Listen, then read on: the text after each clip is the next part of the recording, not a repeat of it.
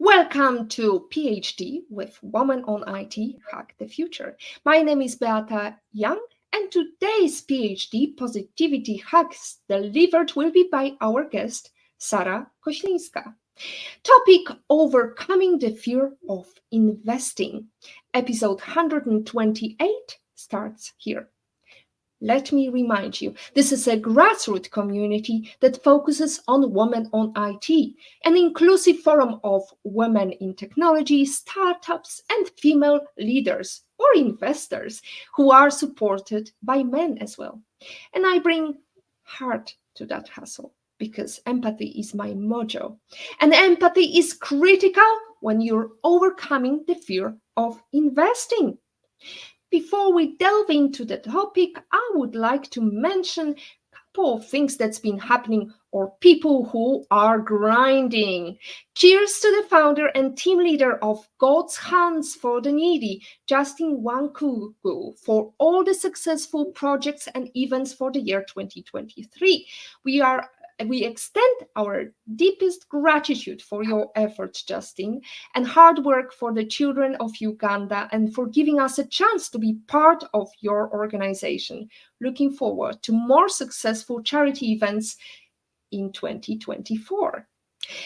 Redefine your leadership abilities with our former PhD guest and VP of Workplace Insights, Dr. Tracy Brower, as she shares her keynotes on the topic of leadership redefined at CESUS this coming February 2024. Best of luck, Tracy. Tracy was a guest twice at PhD, and we had lots of great outcomes from that discussion. Finally, congratulations to the newly appointed Women Who Code CEO, Julie Elberfeld. We are excited to witness Women Who Code thrive under your leadership and your dedication to creating sustainable solutions in the tech workforce. Cheers to your success and many more to come. Now, let's go back to our topic, overcoming the fear of investing. Investing is frequently perceived as an inclusive domain and predominantly occupied by men. But what if we told you it's not out of reach, especially for women? In this episode, we shatter the myths surrounding investing and empower you to take control of your financial future. Join us, ask your questions, and say hello. Give us a thumbs up or a heart or whatever you would like to tell us today, because it increases our reach and we want to empower more female leaders and men as well who want to jump onto the investment success stories.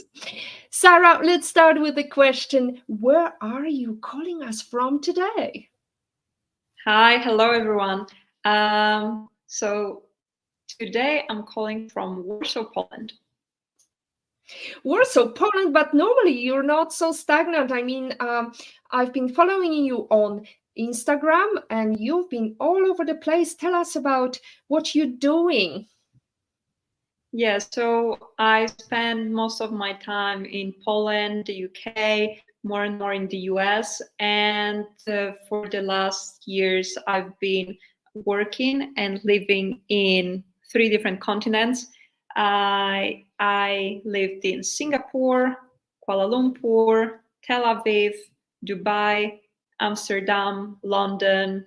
Yeah, and now I guess it's time to see more of the US. To see more of the US from the distance at the moment, because you're calling from Warsaw, Poland, my home country. And I hope we're gonna keep this discussion hot, even though it seems to be very cold with you today, Sara.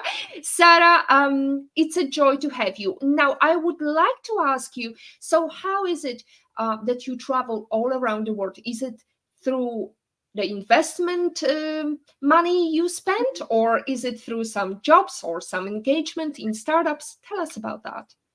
No, I started traveling. So first time I moved out, I wanted to move to Israel for personal reasons. but that was the place that gave me the answer to what I want to do. And I found, I was still studying that time, and I found a job at a tech startup in Israel, and I spent there a year. And after that, there was no going back. And my whole life has been spent with startups in tech entrepreneurship. So majority of moving from one place to another was simply because it was the right decision for the business that I was running at the time, or I could see that it would benefit me professionally. Benefits, professional benefits, or whether it's personal benefits, it definitely is a great place to be here in the live stream, to watch the space, listen to us, take some key takeaways. So, Sarah, what was the first step into investing, and what did you learn from that first step? So I didn't, like years ago, I didn't think that I was good with numbers. I didn't think that I was good with money.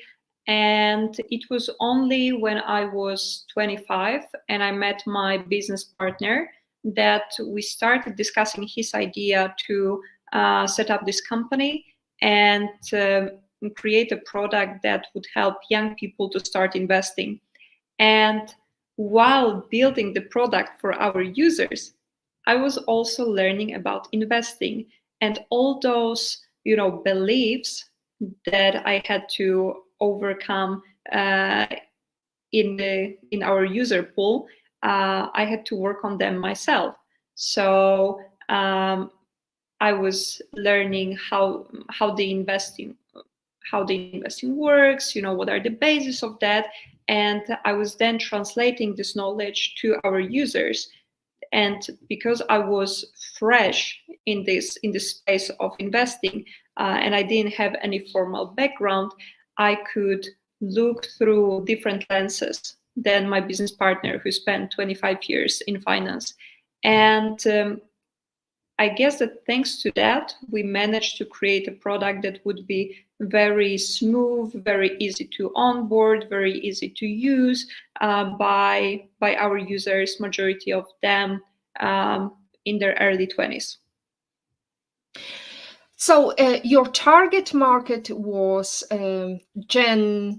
what's the generation? I'm really confused because now it changes so fast.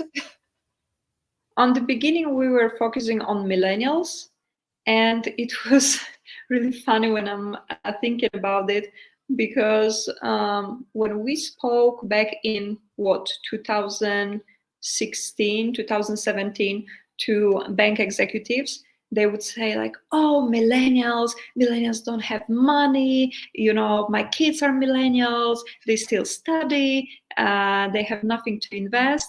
And I'm like, really, like, how much money is at the moment in possession of millennials, looking at the generational at the wealth transfer, and also looking at their spending power these days.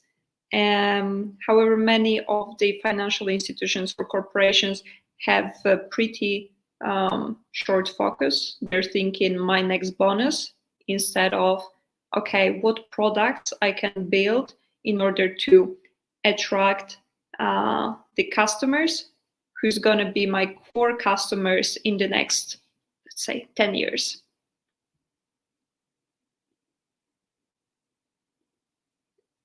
I can't hear you. That's all right. I muted myself just to cater for the cat in the background who was meowing profusely because he is clearly wants me to invest into his food bowl. Now, what I wanted to ask you, because apparently the current generation Alpha is investing in expensive goods because they feel like they can be influencers, they can post great things about the latest Gucci bags they bought. However, they don't feel like investing in traditional way. They like to invest in crypto. Would you agree with that strategy? So when it comes to luxury goods, there are some people who understand this market and know how to make money on that. However, I wouldn't be recommending it to, a mainstream investor, retail investor. And I would say that when it comes to crypto, for sure, you can see that a lot of people are interested in cryptocurrencies. However, there are still many who look at stocks. And one of the main mistakes that young investors make is that they look at particular stocks of brands that they are familiar with in their home market, rather than looking at lowering the risk and diversifying with the whole group of stocks, for example, in form of ETF. All right, we have a first question from Agata. She's asking, hello, Sara and Beata. Hello, Agata. What was your first capital you invested? Okay, so I can answer that because I think it's an interesting story. I actually, like years before I started this company, I went to a bank and I told the clerk that I wanted to start investing and I would like her to advise me on which products to buy. And we spent together maybe like half an hour, and I didn't understand any of the explanations she was giving me. I didn't feel like she was, confident about the products that she was selling. For example, she would be telling me, "Oh, buy this product. Why? Because it's a bestseller." And I'm like, "What bestseller? Like maybe there is something that is better for me. What does it even mean, bestseller?" And I left the bank without investing anything, without choosing any product. And I felt pretty overwhelmed with the choices that I was offered. And for the next couple of years, I wouldn't go back to the idea of investing. So I wasted all those years. And as we know, investing, I mean, the earlier you start investing, the higher are your chances of making profit at the end, or the chances of making higher profit from your investments. And then I only started investing once I was already running this company and learning about investing. And with the knowledge that I gained from my own company, I was like, okay, I feel comfortable enough to look at some investment products. And actually, the first products that I selected were the ones that I knew my friends were buying. And these were the people who knew what they were doing. They worked in the finance industry. So I started with this one.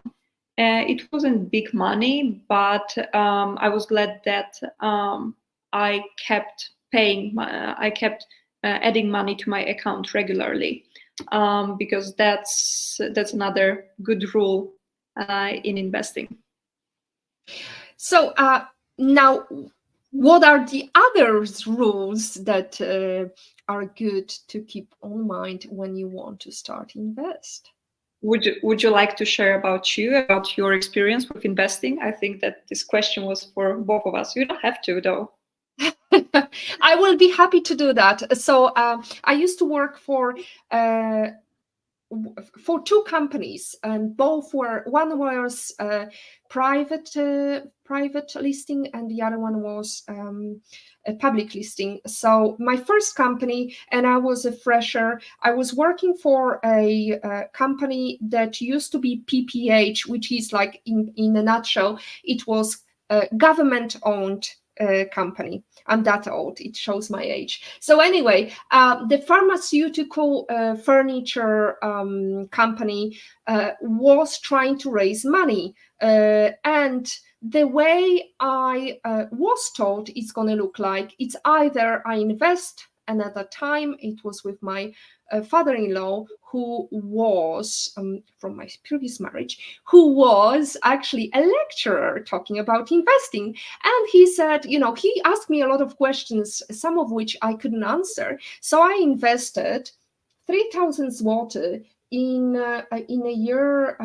before 2000, so it's quite a lot. I mean, then he was upset. I mean, their whole family, after I divorced, were upset that I wasted that money, even though it was a question of I invest or I lose a job, pretty much, because the company was in dire states and eventually it dissolved. But I was quite upset because the guy who was actually appointed by the government, he had no idea about how to run a company, because basically it was in Poland in the late 1990s, and lots of people who lost job due to restructuring, going from several municipalities to one big Kujawsko-Pomorskie. He lost his job, so they appointed him as a guy running a company. My second investment, though,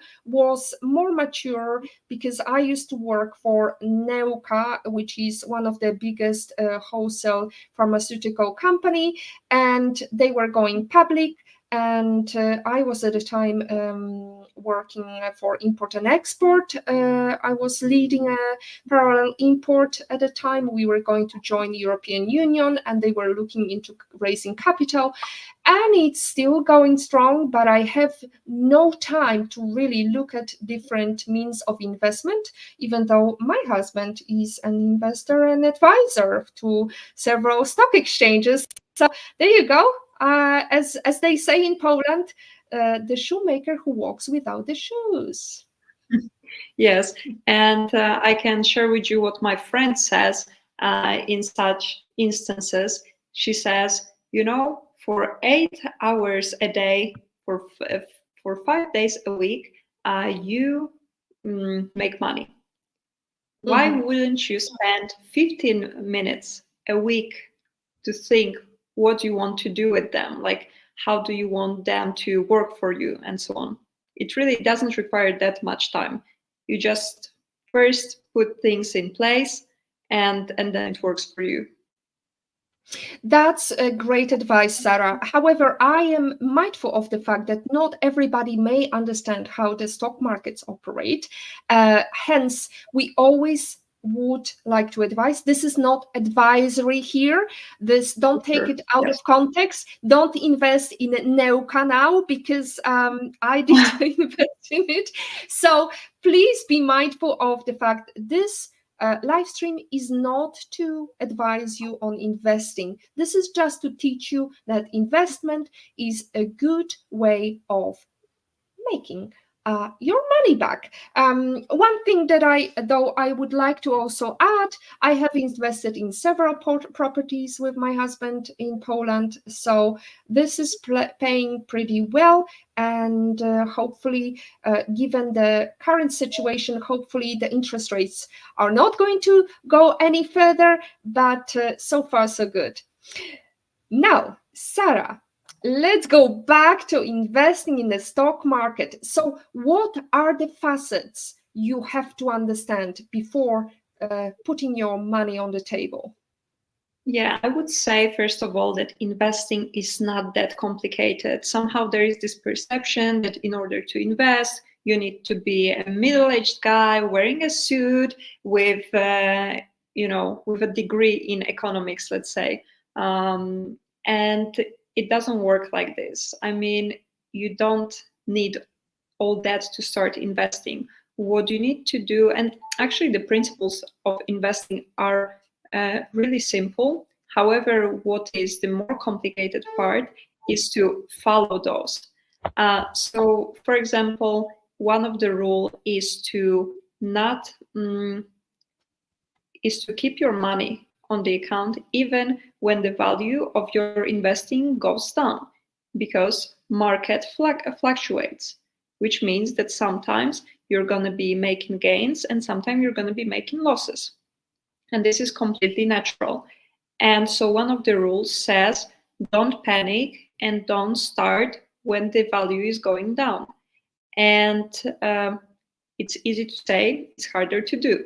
So one of the things that you need to figure out when you are beginning your journey with investing is what type of risk you can accept that will allow you to keep your money on the account no matter what's happening.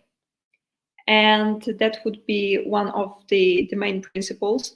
The other one would be, as I mentioned before, start investing as early as possible. You don't need to invest right away thousands of dollars.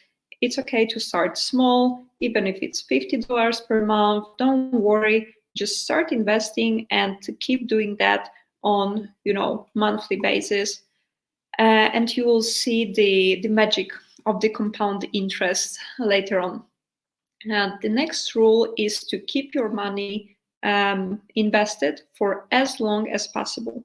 So the shorter you keep the money in investment products, the higher are your chances of losing some of the money or all of the money.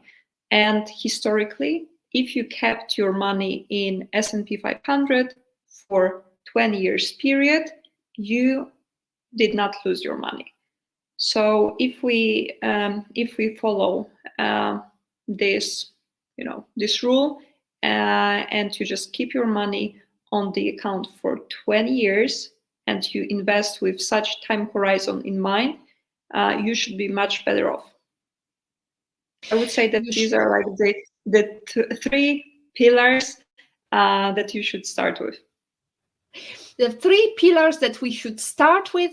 However, what about diversification? I think it's also important not to put all the eggs into one basket. So tell your takes on that. Yes, so I usually talk to people about products that are great for first-time investors because they are already diversified.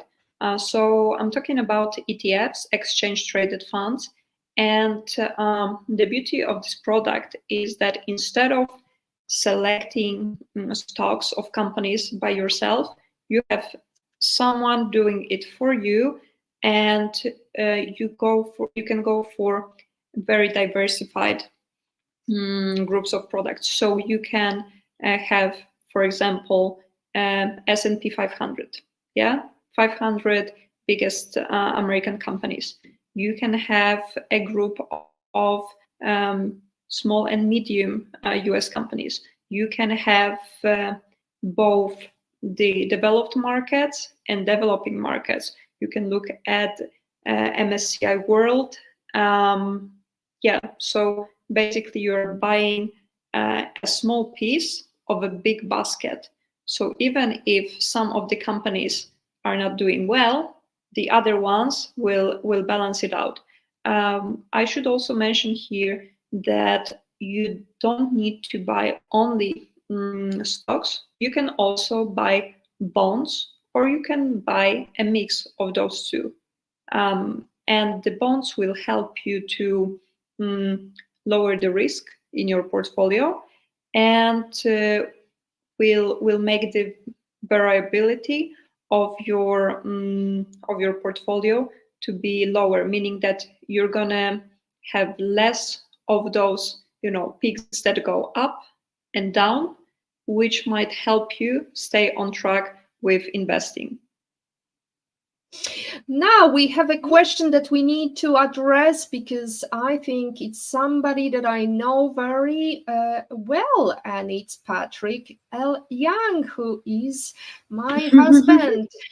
So he's asking, and he's actually joining us from Bangkok, where he's attending a conference. So I think it's past midnight. Hopefully we are not here to cure your insomnia.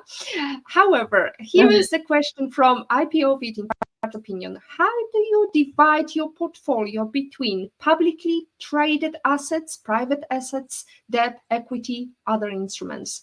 Thanks, and a good discussion. Thank you, Patrick.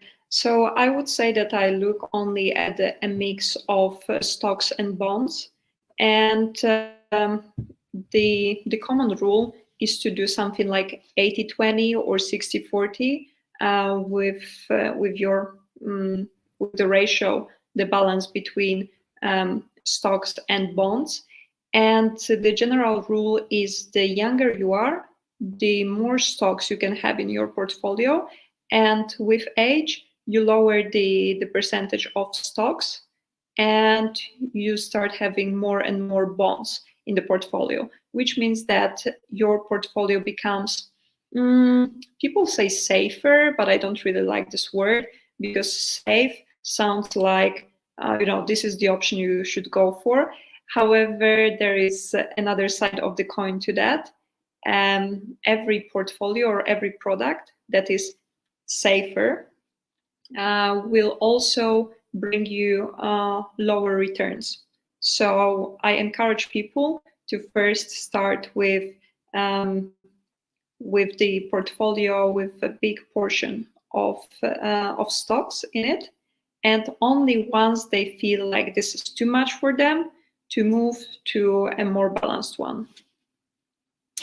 Now, I've heard a couple of times, it's a very good answer, thank you, Sarah. I've heard a couple of times on Instagram, on other various channels, TikToks and so on, people advising to invest in stocks following politicians who have the insight into political infrastructure, what changes the politicians and government are planning, and that way you can minimize your risk. What is your take on that? So I know that there are those strategies, like the whole eToro platform is based on that you can follow people based on their historical returns, potentially people who have some insights that you wouldn't be able to get easily. And I'm not going to say that it's bad, because I do myself. I put some money in it and I test how that works following certain people. But I wouldn't say that just selecting stocks is the right strategy. I would say that as long as you're not a professional investor, you should rather go for ready, diversified products rather than trying to outsmart the market, outsmart the professional investors, and try to gain returns that would be higher than what you would get from passive funds, that you would get from index funds. Great answer. Thank you, Sarah. Now, you talk about, on your course, you talk about investment 101 and the products that are good for beginners. Can you tell us about these? Yes, so the main product that I talk about in my courses is the ETF that is based on two basic products, which are stocks and bonds. And ETFs, exchange traded funds, not only allow for diversity. Yes, why diversity? Because I'm going to be talking about diversity in a moment. They not only allow for having this portfolio that gives you a big coverage of different markets or different industries, but they also allow you to invest in accordance with your values. So, for example, if you want to support women, you can look at companies, products with companies that are run by women. And if you believe in green energy, you can look at companies that work in that industry. So there are certain topics that you might follow, and you can find ETFs specifically in those areas that you believe in, that you want to make a positive impact in. Now, I'm the great supporter of crowdfunding, and I wanted to ask you about equity crowdfunding. Is that a safe way of investing your money when you know that there is a certain product, and especially given the fact that so many of founders, founders especially, are supported by other females just because the products or the companies they have resonate with us more than some male-led companies. I wouldn't say that I have much experience with equity crowdfunding. I did invest with some platforms in the UK, and I did get some of my money back. However, I don't think I made any profit on that. I think I only got part of the money I invested. So the company exited. However, they exited on such terms that we as investors didn't really make money on that. And I didn't it was a very small amount of money that I invested. So it doesn't really change anything in my life. And I did that to try, once again, to try another vehicle. And I would say that in general, I think that equity crowdfunding is great for entrepreneurs because it allows entrepreneurs easier access to capital and also access to more democratized capital. Because we know that the VC industry is dominated by men. And if you're a female founder, you have very small chances of successfully raising money. It's like out of the whole capital, it's only a couple of percentages that go to female founders, and there is about like 10 or 15 that go to mixed founder teams, and all the rest goes to male founders. So I think that through equity crowdfunding, we can support the ideas that we believe in and the founders that we believe in. Investing for returns, I guess I'm a more conservative investor, meaning that I would still have the majority of my money invested in those traditional type of products like ETFs, stocks, bonds, rather than looking at the alternative investments. So it's good to have part of your portfolio allocated to high risk or alternative investments. There is nothing wrong with that. You can look at 5 or 10%, but just keep in mind that you should always remember that this is the money that you might lose, and you should be fine with that.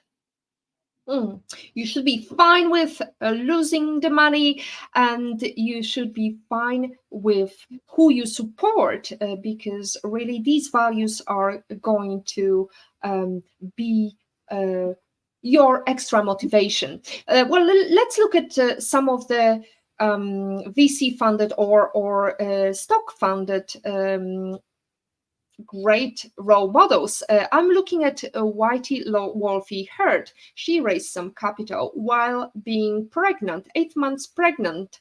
And then we have Sarah Treleavan-Blakely, who is the founder of Spandex. These are great success stories. I know it's been difficult for them. However, if you don't know who to invest, support other women. And here is a shout out to Cindy Gallop, who was also who is also a founder and also a speaker, previous speaker for Women on IT. We are great supporters of you, Cindy. Keep grinding. Sara, and now I know your investment course is in Polish only. However, I wanted to know what is the outcome. Have you managed to turn these listeners or your supporters into investors? So I'm very slow with launching the course and promoting it. So I keep adding more and more material. And I think that the course is already, in the shape that it's a complete product that is ready with which a user will have a good basis to make decisions by themselves on what next steps to take in terms of investing. And I give an option of buying an extra 1 hour with me and in a small group of participants so that we can discuss it. And once I really start doing the promotion and I see the numbers of participants rising, potentially, I see potential for building a community for women. And there are such communities in Europe. They're not big yet, and they are mostly English speaking. So I think that it excludes some of the women. And I think that there is always space for new groups, for new communities, and whatever makes women convinced that they're able to start investing by themselves. I'm all for it. Absolutely. You can reach out to Sara. She will be happy to guide you and prepare or tailor the content for you if you would like to schedule a one-on-one meeting. Now, I guess, Sara, it's a good time to use the quote that my assistant Racy brought to my attention. The greatest barrier to success is the fear of failure. Is it fear of failure for you that you didn't launch your product? I mean, you're adding layers and layers and you don't feel like you're ready? I launched the product already, and I think it's already complete. But I think that, with some extra materials that I'm working on can be used for promotion. And I wanted to, first build the product and then start selling. Some people do the other way around, and there is nothing wrong with that. But, since I have the course, the product completed, now I can focus more on the promotion. Now, Sara, you're a great startup guru in Poland. You've been featured by many publications like Forbes, for example. I'm wondering what is the product? Is there an AI product or machine learning capabilities that would help you invest on the stock market? Interesting. I haven't thought of that. I think that even though in most aspects of life, I'm the early adopter, and I want to try new things. When it comes to money, I think I'm a bit more careful, and I first want to see how some things work in practice, have people use that, with what results, and only then I'm gonna give it a try. So with money, I'm fine with this conservative, maybe not conservative, but this old school products, stocks, bonds. I'm comfortable there. However, if there is anything, if anything will pop up in the market that might lower the risk of investing or might increase the profits from investing, I will definitely have a look at it. You will have something in mind? No, I do not, although I found a very interesting article recently about AI, ChatGPT and so on versions. The latest versions apparently are more stupid because they learn from us. There you go. I think human intelligence wins again, people. Don't be afraid of AI. Now, Sara, it's a great note to summarize our talk and talk about investing.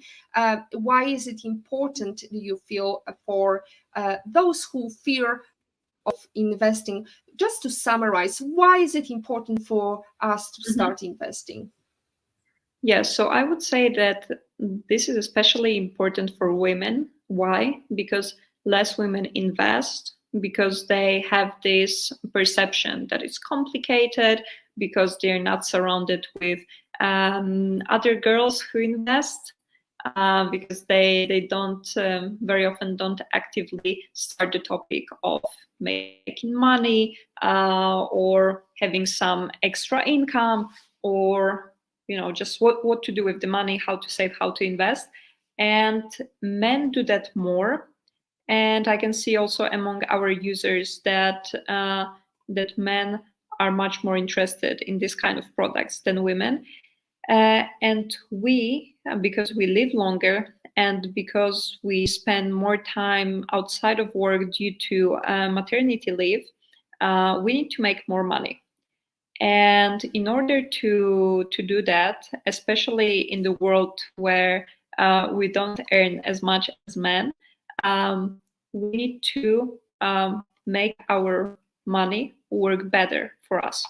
So thanks to the fact that we live longer, we can also afford a bigger risk.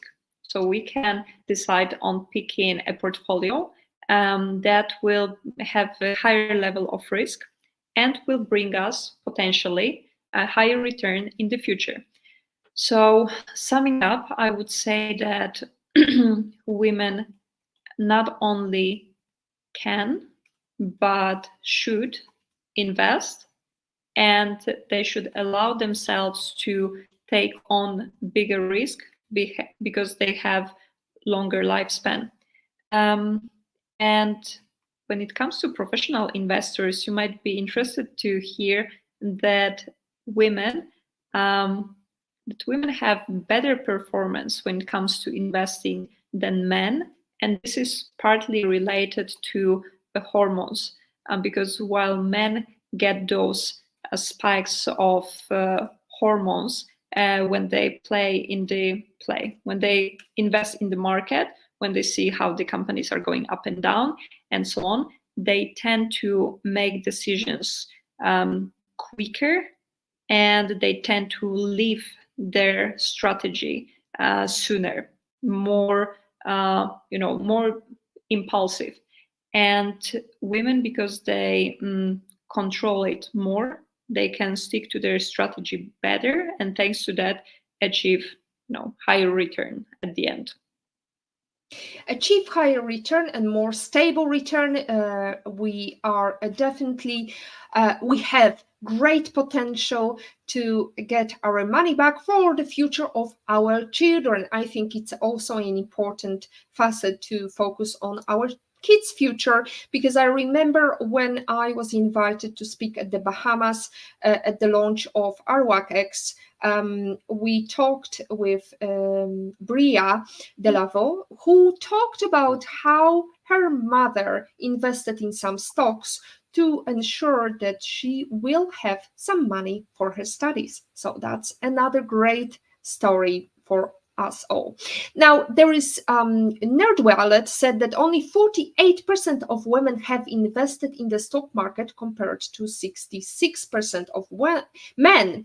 And also, it is also known that women spend less time investing compared to men.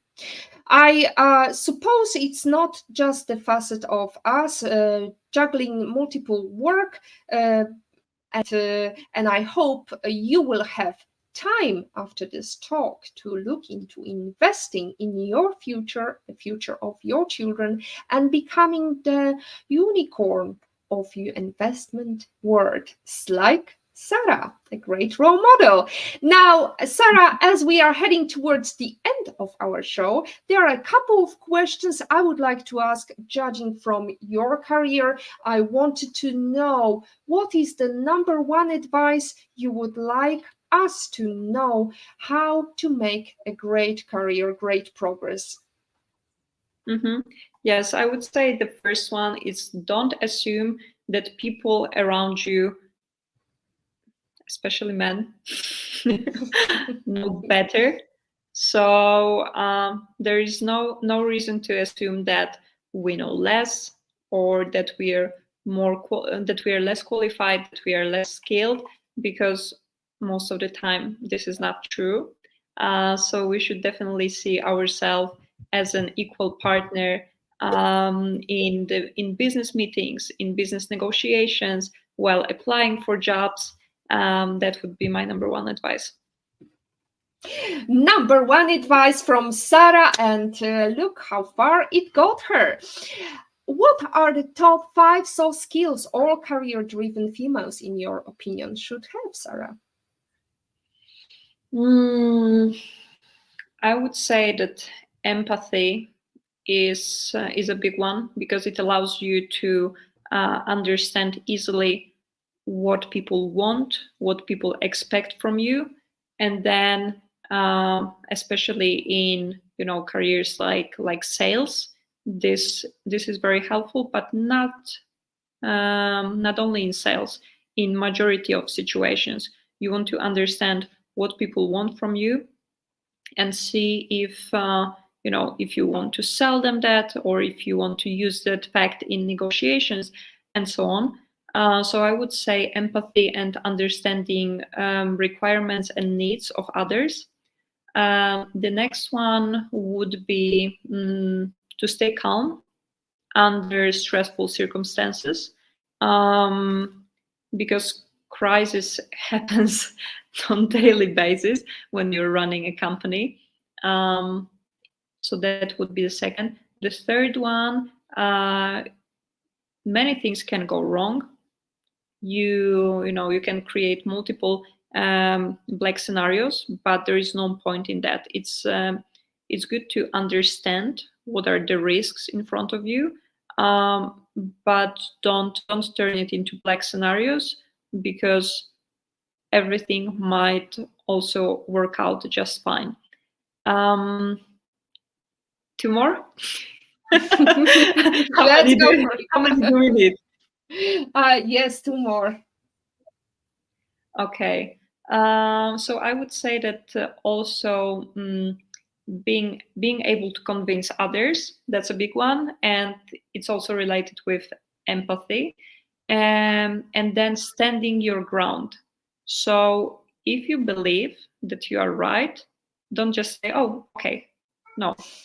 If you believe that your idea is good, if you believe that your solution is right, stand by it.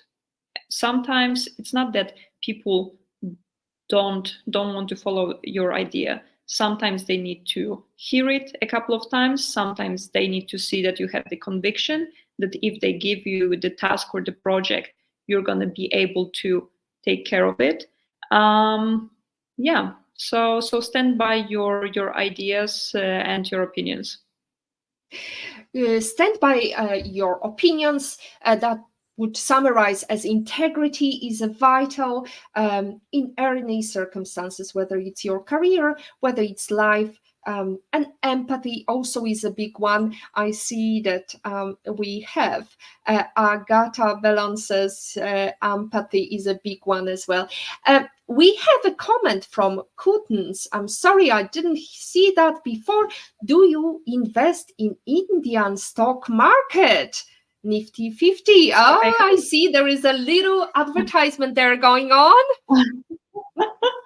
So I haven't invested in Indian stock market. No. Why? Because I believe that investing in a bigger, more diversified product and not one particular market is a better option. I know that the Indian market is growing fast, so maybe as another test for myself, another learning, I can give it a try. Let me look into it.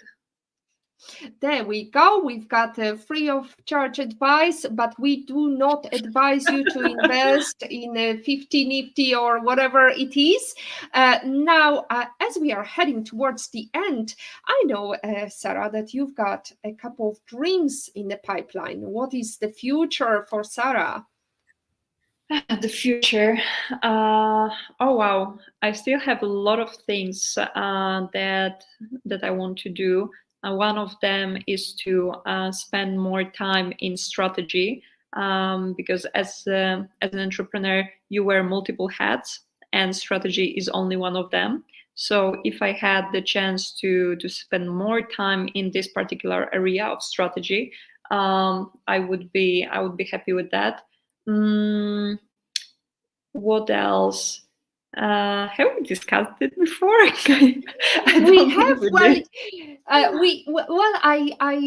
had a feedback from you that you would like to invest in women as a VC partner. Is that still Yes. in the pipeline, Sarah? Yes. Tell us Yes, about that's that. still in the pipeline. We'll see when it's going to happen, because this idea has been on my mind for a couple of years now. And so it might happen soon. It might happen later, but at some point I will be on the other side of the table and making it easier for uh, female entrepreneurs out there to raise funding for their ideas. And I must say that probably just like many other people, I look at the area of AI, and I've been actually doing that even before the hype. And I can see potential for AI applications in multiple areas, in fintech, in health tech. Yeah, but maybe I will leave it at that. Let's leave it at that. We have got a comment from Kutnis. He's grateful for your comment, Sarah.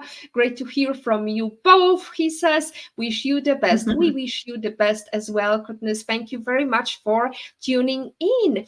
Now, as Eleanor Roosevelt said, women are like tea bags. We don't know our true strength until we are in hot water in life. How are you in hot water? How are you brewing? Is it tea with vodka, that famous Polish concoction? I actually like to be in hot water. So just the other day, I was meeting with a friend of mine, and I was like, I really feel good in like crisis management, managing crisis situations. Yeah, that's where I think it's partially thanks to my ADHD. So when I need to be like laser focused on something, I use all my energy on that, and it gives me great joy. Oh, you and me, sister. Hands to that. There you go. ADHD diagnosed by my daughter. When we have more tasks, it's much easier done than we have one task, and it's so difficult to start doing it. Now, as we are heading towards the end, there are staple questions that we always ask. Before you started career, is there a book that you wish you read it? There is this one book that I enjoy a lot. It's about organizations and changes at organizations. It's called The Power of Habit. Yes. Thank you. The Power of Habit. Okay. And it describes different strategies, different tactics that were used in order to change processes at companies to increase the quality, safety, and so on and so forth. And maybe it sounds dull from this description, but for me it was like super fascinating to see it on real examples. It's great to have real examples. Storytelling is key here. Now, can you please give us your life lesson quote, and how did it change you? Oh gosh, my life lesson. Well, I think we're gonna settle on women are like tea bags. You know our true strength until you put them in hot water. Yes, we can go with that. It's a nice one. I like it.